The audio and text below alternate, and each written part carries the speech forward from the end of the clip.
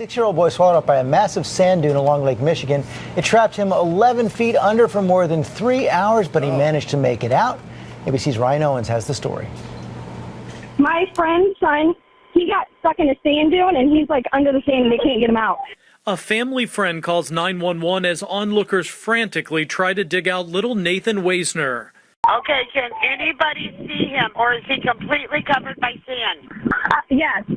My husband and his dad are trying to dig him out. The 6-year-old was no match for the highest of the sand dunes at this national park along Lake Michigan. He'd climbed the dune some 12 stories high, an area off limits to the public, when it gave way. The sand just literally drank him up. For me to think about that, just have the earth just literally consume your child and leave no traces.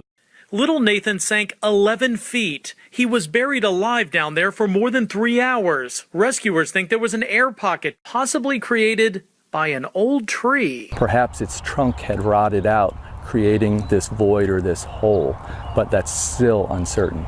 Whatever saved him, the first responders who dug with shovels and heavy equipment now admit they were talking to, even touching a little boy they weren't sure was still alive. I was talking to him, just like I would talk to my own son. By then I got a hold of his shoulders and was actually able to pull him out. It really didn't look good.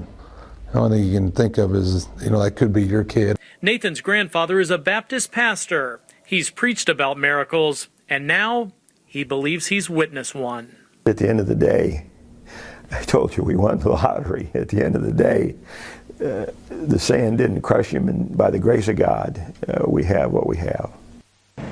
This morning, Nathan remains in the Children's Hospital behind me. He's on a ventilator because all of the sand in his lungs.